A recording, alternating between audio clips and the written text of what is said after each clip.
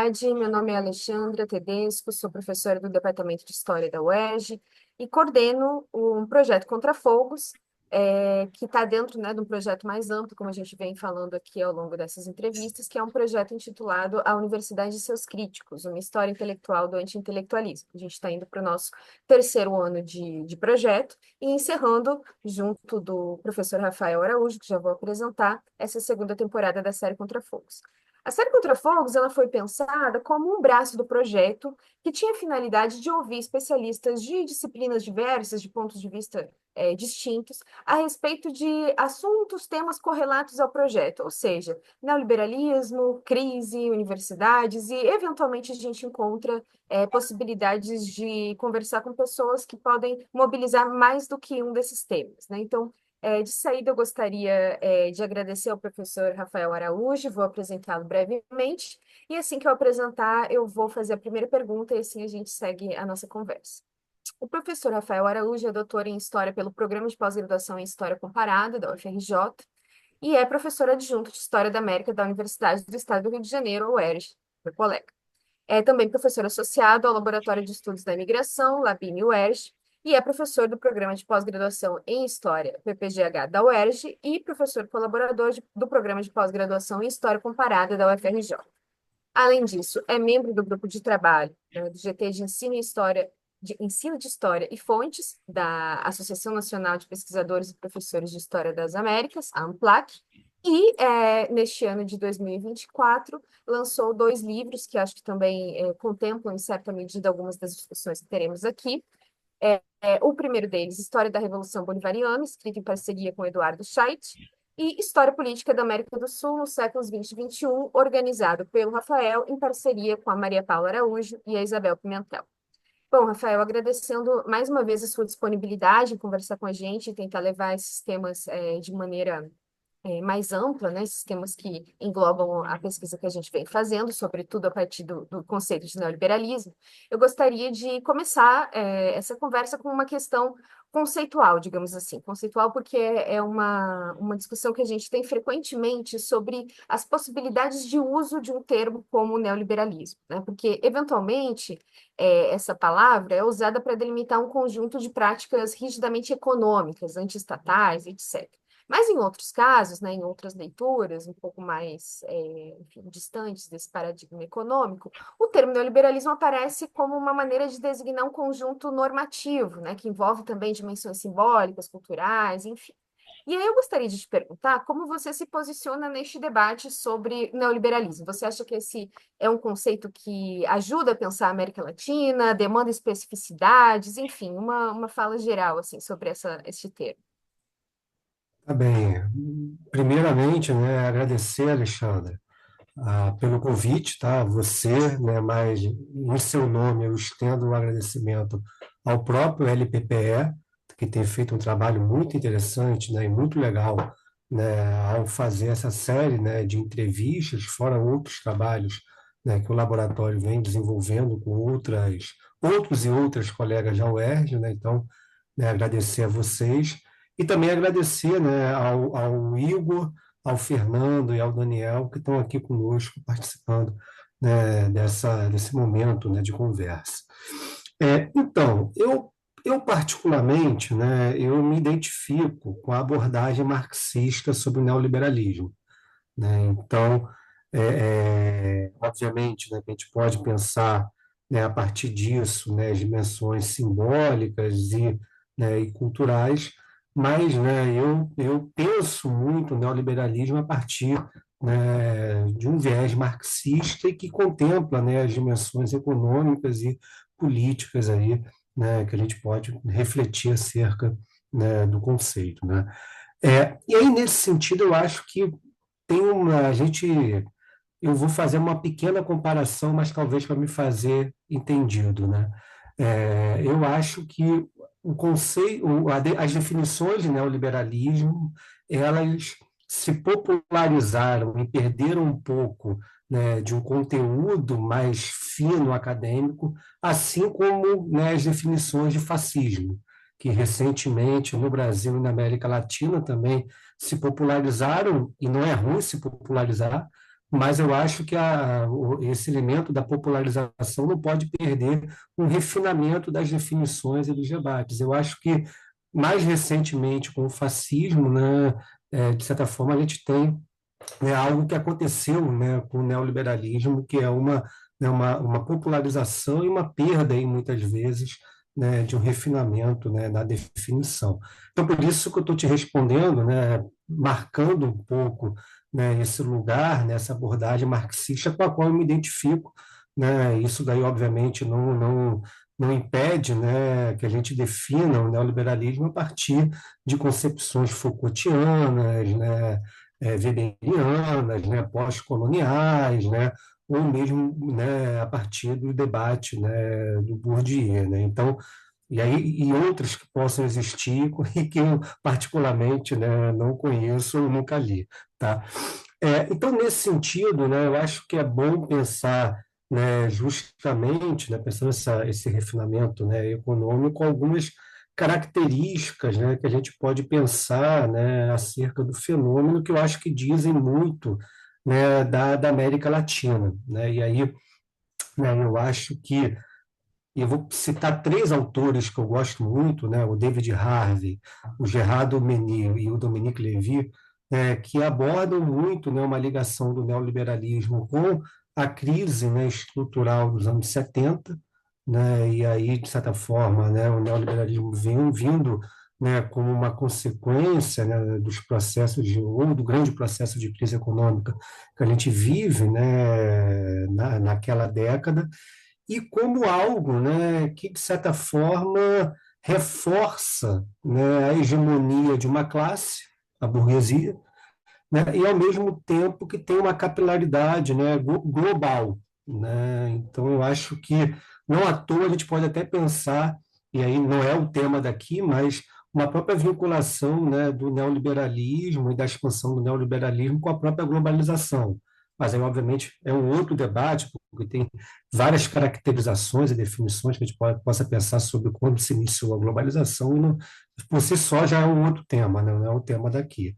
Né? Então, nesse sentido, né, eu acho que o neoliberalismo ele ressalta, né, a questão do livre mercado, da liberdade individual, né, e, ao mesmo tempo, aumenta, né, carrega consigo um grau de elevação da competitividade, né, que vai, né, beneficiar, né, e vai contribuir para a hegemonia, né, da burguesia e das classes ou dos grupos, né, a ela, né, vinculados, né, e com um processo, eu acho que foi muito forte nas últimas, né, 4 décadas de hegemonia, né, financeira, onde, de certa forma, aquilo que a gente muito debateu, né, quando pensamos o imperialismo, né, e as definições marxistas, né, acerca do imperialismo, né, como a questão do capital financeiro, né, enfim, né, os seus vínculos, né,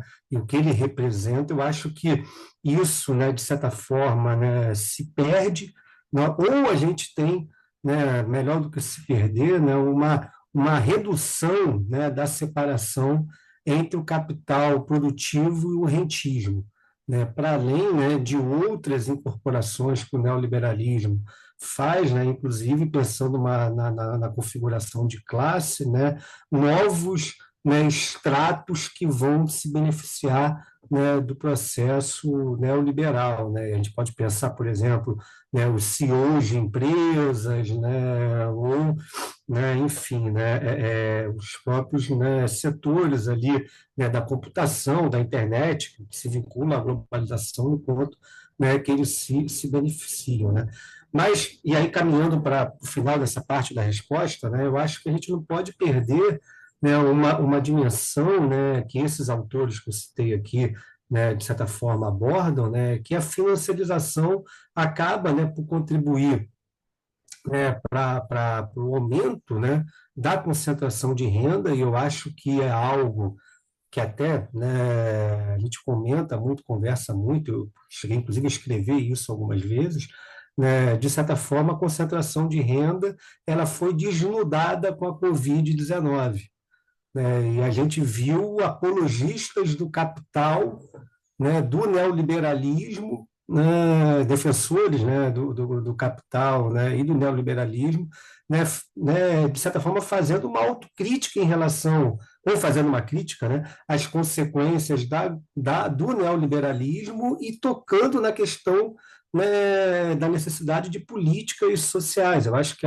né, o próprio G20 aqui, ocorrido no Brasil na última semana, né, retratou um pouco, retratou esse cenário, né, e aí não estou me referindo apenas né, aos pontos positivos que o Brasil conseguiu conduzir no G20, né, mas há um debate global sobre, né, políticas públicas e políticas sociais que, de certa forma, tirem um setor, né, que está extremamente marginalizado, né, das condições, né, de extrema pobreza no qual se encontra, que certamente, né, né, isso daí é um fenômeno vinculado à própria concentração de renda que o neoliberalismo agudizou, né?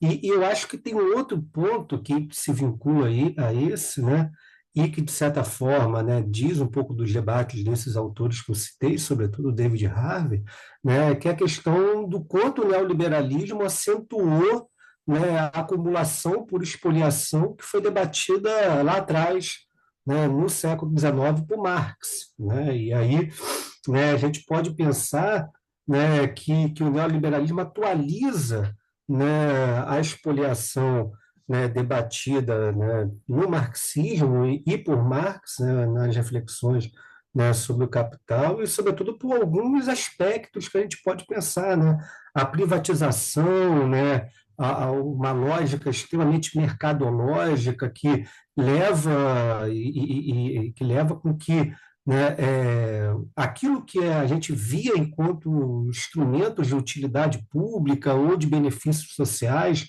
como água, transporte ou, né, assistência à saúde e educação, sejam, né, abertos ao mercado, né, para não falar das universidades, para não falar, né, das próprias, né, formas, né, culturais, né, do espaço público. A gente que vive no Rio de Janeiro, né, sabe que, por exemplo, no Porto Maravilha, você tem uma quase que privatização do espaço público naquela região. Então, assim, de certa forma, esse elemento da expoliação, né, que o Marx discute, que de certa forma se atualiza, né, no neoliberalismo, tem nesse lado um ponto, né, ou nesses lados, né, que eu abordei aqui rapidamente, um ponto, né, central para além do meio ambiente, enfim, a gente poderia ficar aqui a tarde inteira pensando, né, pensando isso, né, então, né, e aí, para fechar, eu acho que eu já falei demais nessa primeira parte.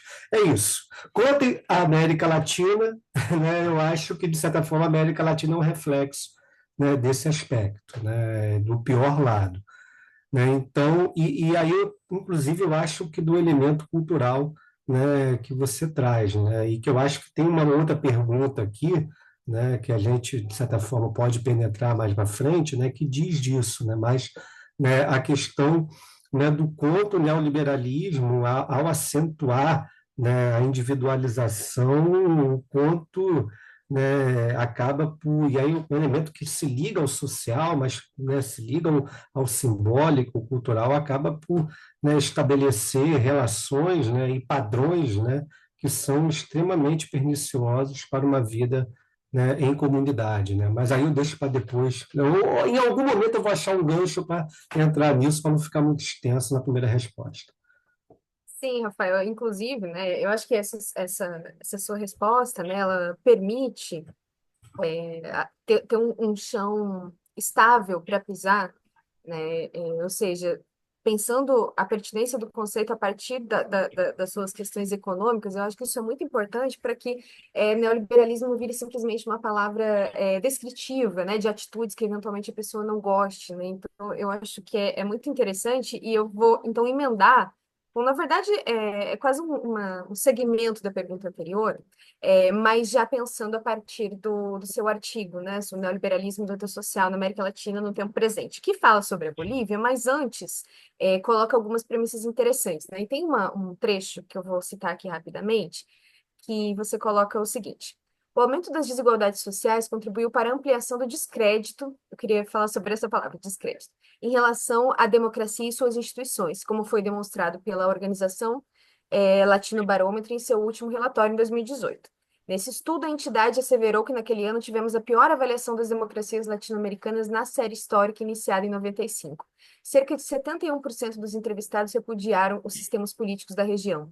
Então, eu queria que você falasse um pouco sobre essa relação entre a desconfiança política que vem a partir da escassez econômica, né? Ou seja, de que maneira a desigualdade econômica incide ou ajuda a explicar a falta de confiança nas instituições, que, como você disse, né, o G20 fez um pouco uma meia-culpa, mas que ainda é muito latente, né? Parece que toda e qualquer mediação será castigada. E isso tem alguma relação com essa minar o solo real que algumas análises do mais de cunho neoliberal promovem.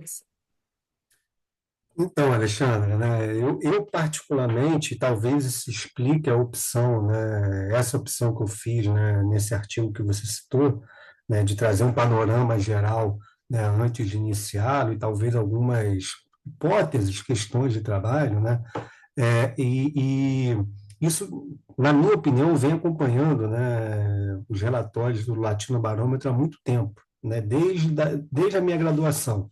Né? Na verdade, já utilizei na monografia, que eu defendi há um tempo, né? E aí depois, no momento do mestrado, doutorado, eu sempre mantive um acompanhamento, embora as pesquisas não dissessem necessariamente, né, de uma abordagem desse material, mas eles sempre me ajudaram muito a pensar, né, a democracia na América Latina sobretudo, algo que, né, eu venho pensando há um tempo, né, o descrédito, né, a descrença em relação, né, à democracia.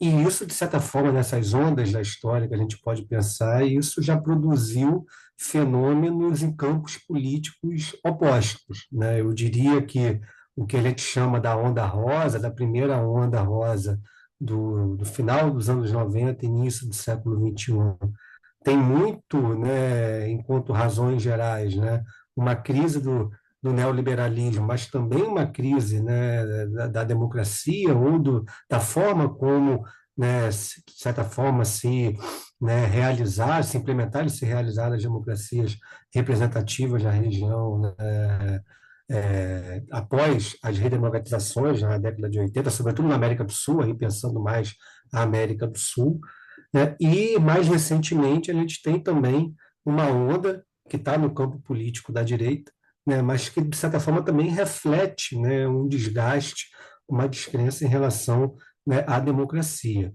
Obviamente, os causadores das crises são distintos, né?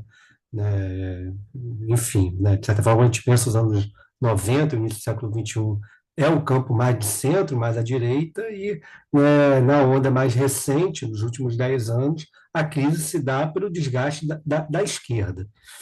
Né? E por que isso é importante? Por que eu estou aproveitando a sua pergunta para fazer essa digressão, para te responder? Né? Porque, de certa forma, né, e aí, pelo menos para o Rafael, parte, né, dessa descrença que é apontada no relatório de 2018, mas, o Alexandre, né, no de 2023, né, do ano passado, os números são semelhantes, tá? Não apenas, né, na questão do repúdio à democracia, mas, né, no recente, no aumento, né, e na manutenção, né, de um índice relativamente considerável daqueles que apoiam soluções autoritárias ou, né, perderam, né, referência à democracia.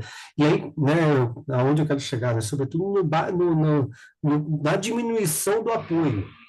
E aí eu tive o cuidado, né, de pegar aqui um dado, né, em 96, 97, né, cerca de 65% dos entrevistados pelo Latino Barômetro apoiavam a democracia. Né? E aí tem ondas desse apoio, mas aí eu vou pegar o mais recente. Né? A gente teve um pico em 2000, né, e 13, 14 de apoio à democracia, que chegou na casa de 65, né, de 63%. E aí, recentemente, o índice vem caindo, e tanto em 2018 quanto em 2023, né, o apoio à democracia está restrito a 48%. Uma outra parte, em torno de 30 ali, arredondando aqui, indiferente, e uma margem ali de 10, 15 apoiando, né, soluções autoritárias. Então, acho que isso diz muito, né? Diz muito do que? De um quadro de aonde, de certa forma, os sistemas políticos da região perderam, né, a credibilidade e perderam a capacidade de encantamento. E aí, eu, particularmente, talvez até pela influência teórica já dita na primeira pergunta, eu não deixo de conectar, né, o quadro socioeconômico, né, da região à perda, né, de credibilidade e de descrença em relação às democracias. Né? As democracias deixaram de atender, né, ao horizonte de expectativa dos cidadãos, né, e dos mais variados, né, desde o acesso à saúde, à educação, ao emprego, a transporte público de qualidade, a infraestrutura, né, urbana e de vida, né, de qualidade. Então, assim, né, a democracia não pode ser compreendida apenas por a gente ir votar. Tem muita coisa por trás que o cidadão vê e que ele quer, e que diz disso. E eu acho que a opção, isso está e não está no artigo, está e não está na tua pergunta, né? Mas eu acho que a opção, né? E por isso que muitas vezes tem gente do campo progressista que compra polêmica comigo em alguns espaços, né? Eu não vou deixar de dizer que, né, a crise mais recente das democracias, e aí, como eu digo, é pegar o latino barômetro, na onda, né, no pico, né, de aprovação da onda rosa, né, e do boom das commodities, a democracia estava extremamente apoiada. Algo acontece para essa queda.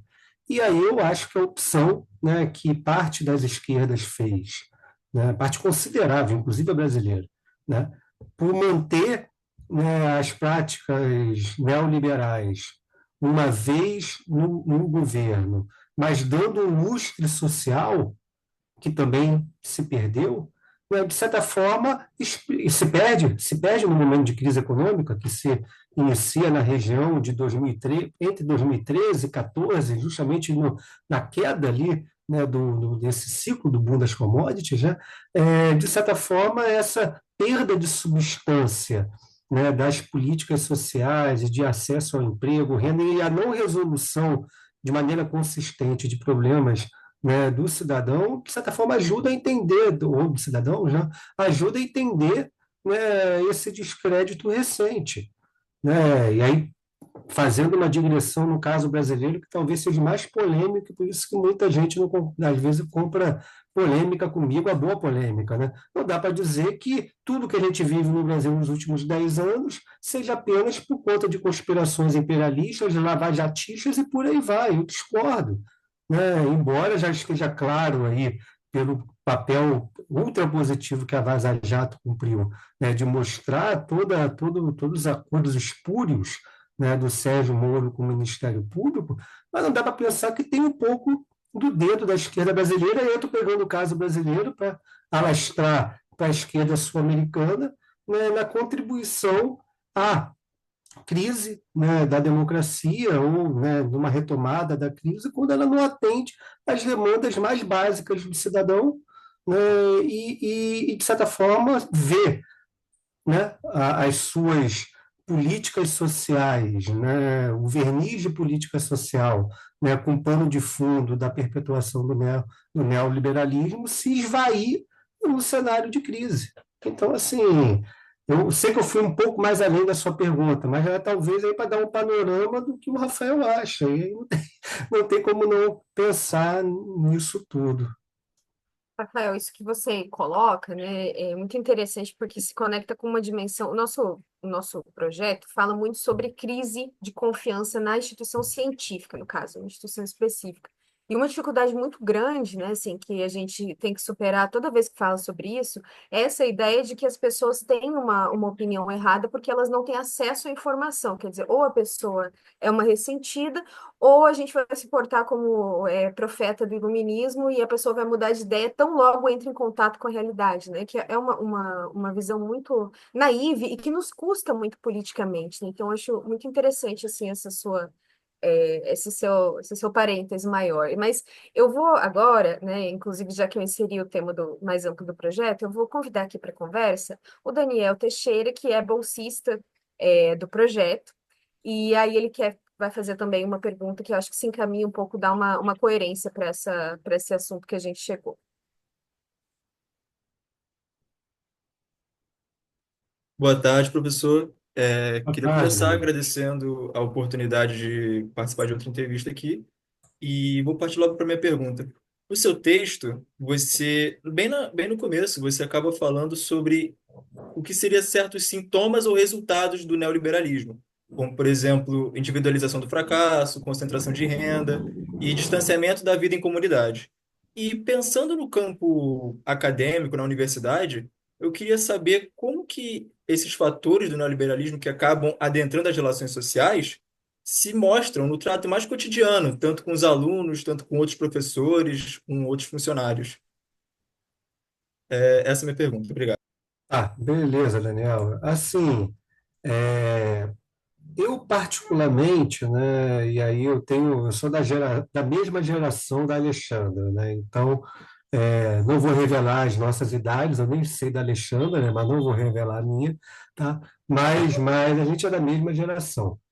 E eu vejo, assim, né, a pergunta me leva a uma reflexão, vejo uma diferença da nossa geração em relação à geração de vocês, e que talvez eu esteja errado, tá? Eu estou aqui citando algo, né, mais de uma análise, né, quase que sociológica de alguém que é historiador do que, né, de fato, ali, de uma pesquisa acadêmica mais substantiva. Mas eu vejo que talvez por esses traços, Daniel, que você cita do neoliberalismo, né, a questão da individualização, né, e também da perda do sentido de comunidade, né, eu vejo a geração que está hoje na universidade, ou que esteve mais, um tempo mais recente, né, carregando um excesso de individualismo, né? Eu não sei se eu estou correto, talvez, inclusive, a percepção de vocês possa ser totalmente distinta de mim, né? Mas eu vejo, né, eu identifico um pouco isso, né? Um individualismo muito pesado e talvez até por esse elemento de culpabilização do indivíduo do fracasso, que é tão caro ao neoliberalismo, né? Isso se desdobra, né, numa geração, né, que é extremamente ansiosa, né? Obviamente que a ansiedade a gente pode pegar o porquê disso pelas mais variadas dimensões, inclusive pela questão das redes sociais. Recentemente, a gente está vendo todo um debate no Brasil e em outros países de proibição, né, de uso de celular, né, por exemplo, em escolas, tal. Então, que tem tudo a ver, né, com as consequências, né, que os aparelhos eletrônicos causam, né? Mas eu vejo, né, muito, e isso de uma forma muito veemente, né, muita, muito individualismo e também muita ansiedade.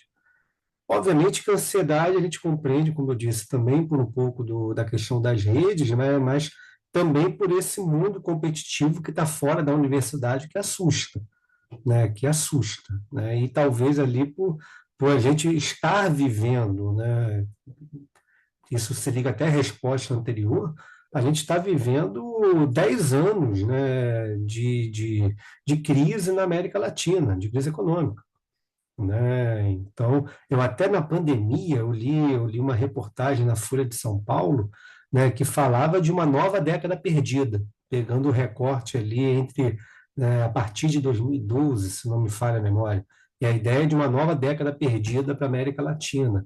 Então, obviamente que isso contribui muito, né, para a sociedade, como eu estava dizendo, né, para outros aspectos, mas também para essa, né, individualização, né, e para essa competitividade que tá inserida e que faz parte da universidade. Não estou dizendo do curso de história, mas estou dizendo da universidade como um todo, né? E aí, como eu já trabalhei em outras instituições, tal, talvez isso, em outros cursos, né?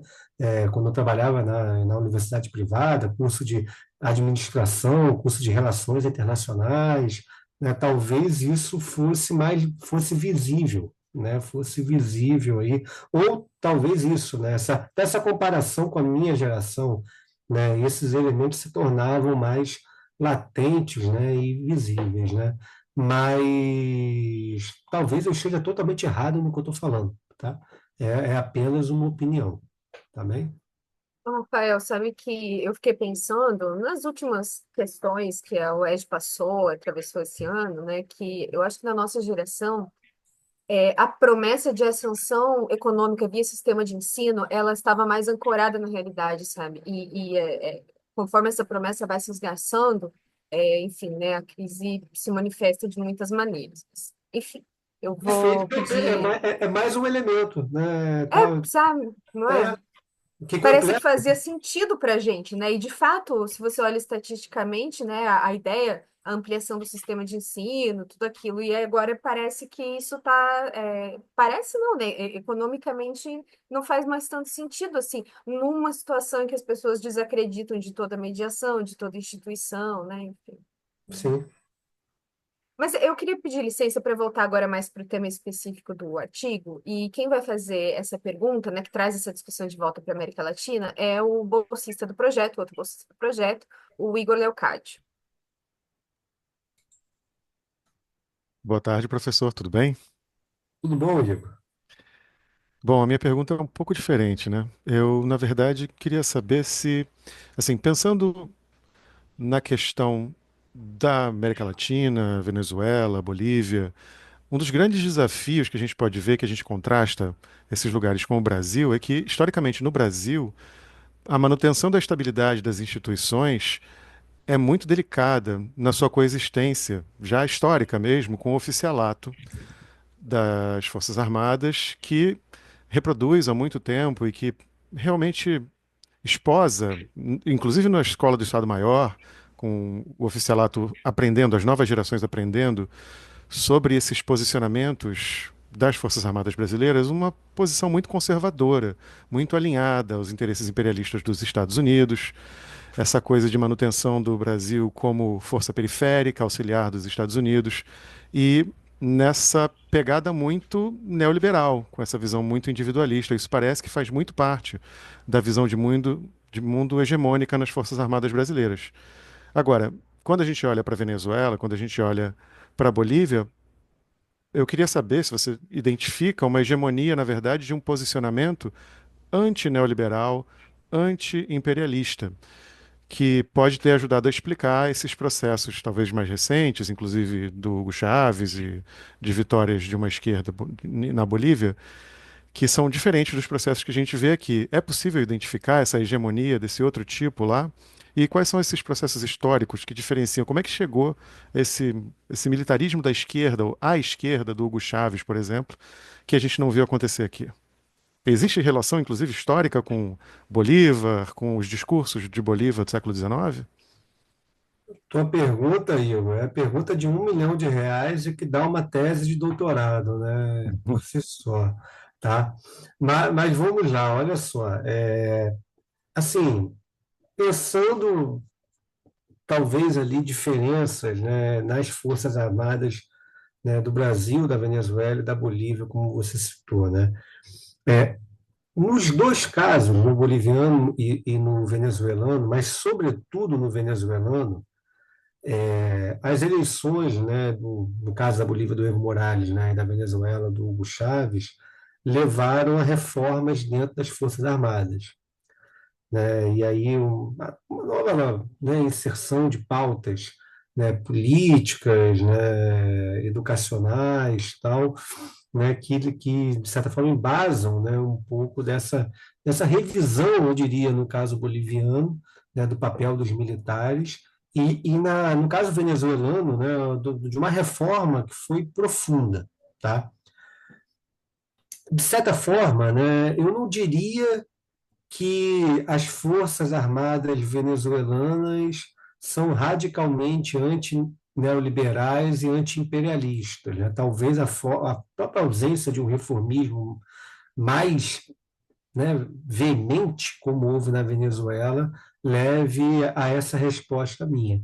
Mas dá para dizer, Igor, com toda tranquilidade, que no caso venezuelano, né, a reforma nas Forças Armadas foi muito profunda, né, porque de certa forma, o Hugo Chávez, né, ele aproveitou-se da conjuntura política, né, após o golpe que ele sofreu em abril de 2022, perdão, abril de 2002, tá? E de toda a conjuntura subsequente, o paro petroleiro, né, né, empresarial entre o final de 2002 e o início de 2003, para justamente, né, reformar as Forças Armadas, até porque houve setores de dentro, né, do Exército e das outras forças que apoiaram o golpe contra ele, tá? Tem um documentário que eu sempre cito, que é muito interessante, que mostra, né, o golpe de abril de 2002, que é A Revolução Não Será Televisionada, né, que está no YouTube, é de fácil acesso e tal, e que ali dá para ver-se um bom relato do golpe, né? Então, a partir disso, o Hugo Chávez reforma, e reforma profundamente. E aí sim, o Igor, dá para dizer com que essa reforma leva a que ela tenha um caráter né, neoliberal, anti-imperialista, e mais do que isso, né, de adesão à ideia da Revolução Bolivariana, tá? Né? Ou seja, as Forças Armadas estão umbilicalmente vinculadas à Revolução Bolivariana, e isso era com Chávez e se perpetuou com Nicolás Maduro, né? Se a gente pensar, que aí é um outro tema, né? Mas Nicolás Maduro se mantém no poder por quê? Apesar de todo o desgaste desde 2017, em parte porque ele tem uma forte preponderância sobre as Forças Armadas. Não é o único fator, mas talvez seja, nesse momento, de maior preponderância, né, para isso. Tá? E no caso boliviano, embora muito menos intenso, né, do que na Venezuela, mas isso ocorre, né? Esse caráter anti-imperialista, sobretudo, né, ele penetra, né?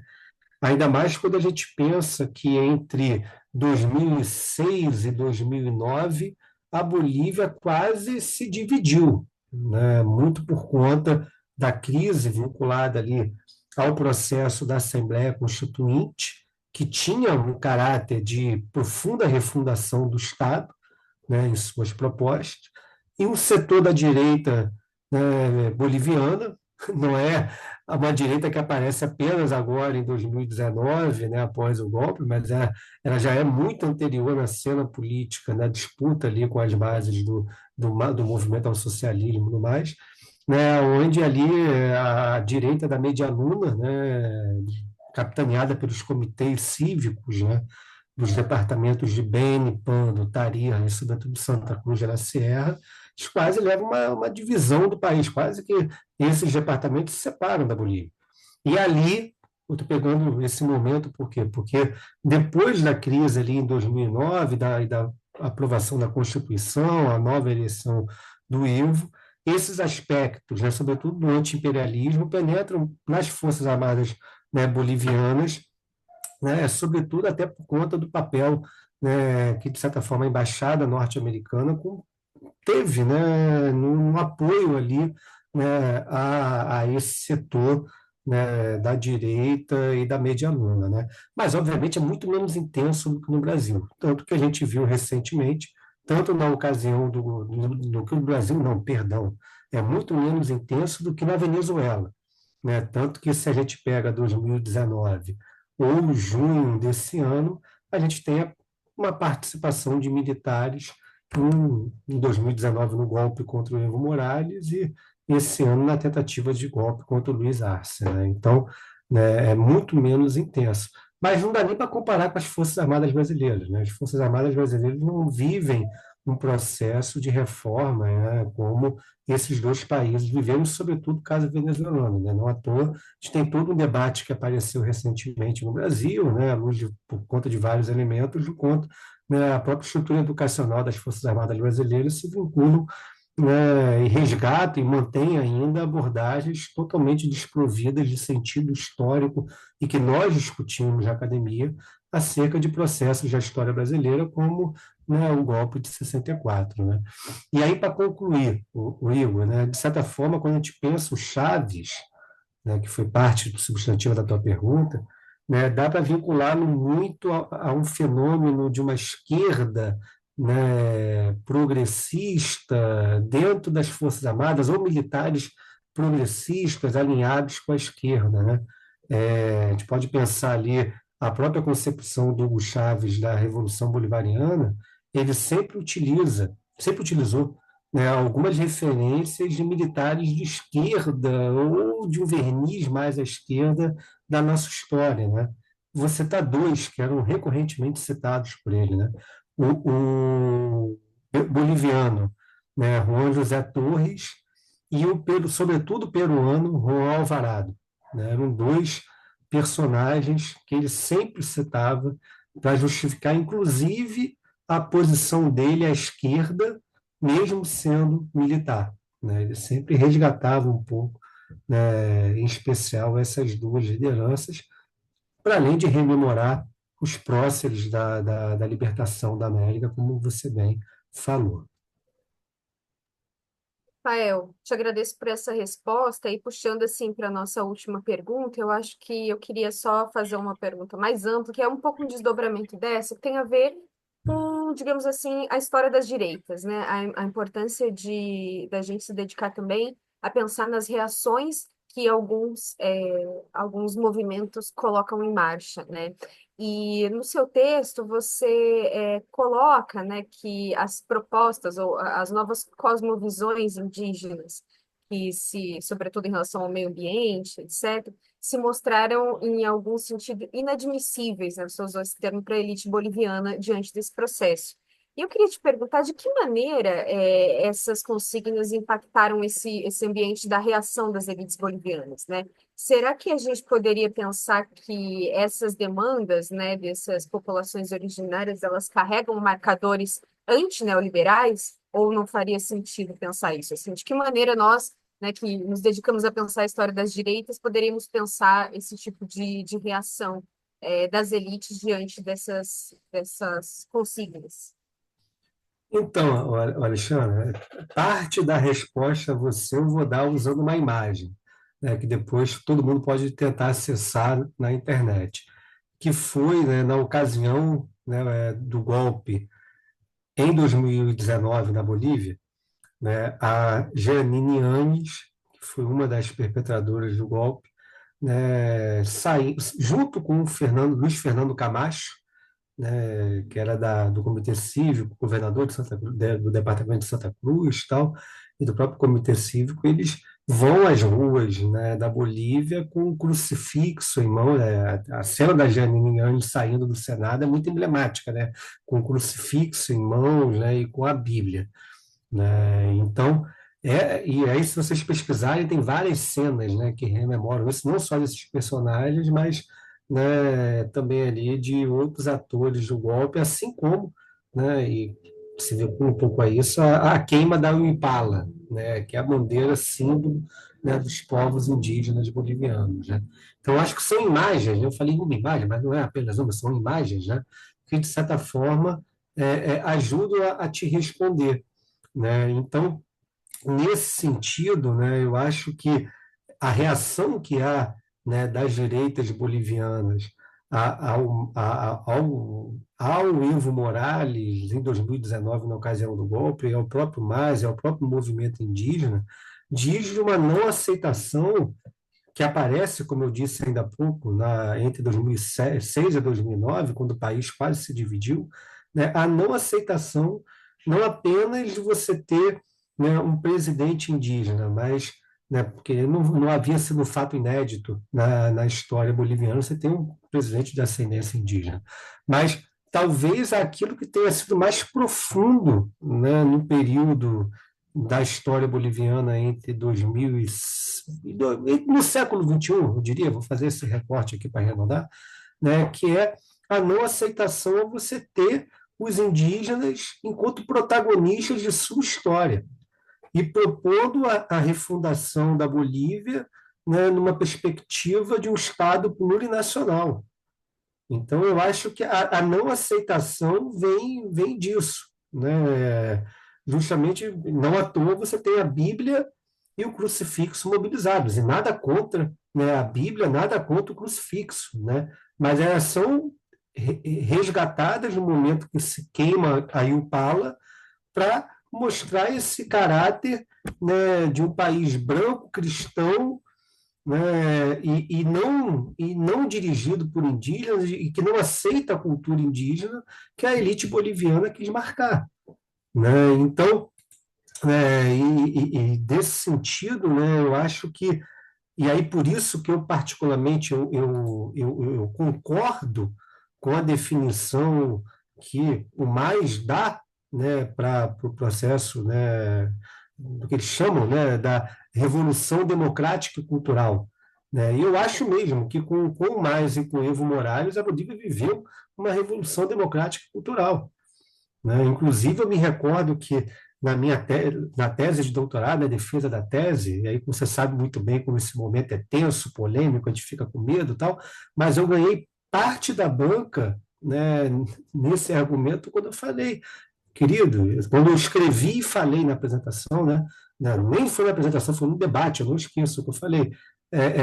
Gente, na América Latina, né, na América do Sul, onde você tem uma forte presença, né, do patriarcado, do machismo, né, do racismo, tal, você tem um processo, né, que coloque o indígena enquanto protagonista, mais do que isso, né, que construa um Estado plurinacional, aonde a bandeira tricolor seja equiparada, a Impala seja equiparada à bandeira tricolor, isso por si só é revolucionário. Não é uma revolução dentro das concepções do marxismo? Não, não é. Não é. Né? Mas você tem um simbolismo, um nível político e cultural de transformação que por si só é revolucionário. Então, é contra isso que a elite boliviana reage, é contra isso que a direita boliviana reage. Né? Ou seja, né, a essa radicalização da incorporação dos indígenas e numa concepção de um Estado plurinacional que traga os indígenas ao protagonismo que eles merecem na história boliviana, que os 36, né, que os 36 grupos indígenas, né, tenham e devam ter na história boliviana. Então, é contra isso que essa elite reage. Eu não sei se te respondi, mas tentei. Né? Rafael, muito obrigada. Sempre que a gente conversa aqui, né, nesse espaço, a gente tenta pegar os temas do nosso projeto e ver até onde eles encontram com reflexões de outras pessoas. Então, eu te agradeço muito pela disponibilidade, pela generosidade de fazer com que esses minutos que a gente teve aqui possam nos ajudar a pensar uma dimensão latino-americana que, não, enfim, né, não é, nem sempre a gente vai por esse caminho. Então, achei muito interessante. Sim, saio com mais outras perguntas, né, mas também ficaria muito, muito extenso. E, sobretudo, uma sensação de que o campo da história das direitas tem muito a ganhar com esse tipo de encontro temático. Então, gostaria de te agradecer pela sua disponibilidade e te passo a palavra se você quiser falar alguma coisa, senão a gente encerra. Eu só vou agradecer, Alexandre, a você pelo convite, né? E como eu disse no início, estendo em seu nome o agradecimento ao LPPE e ao Igor, Daniel e Fernando aqui pela presença, pelas perguntas e pelo cuidado técnico do momento de gravação da tarde de hoje.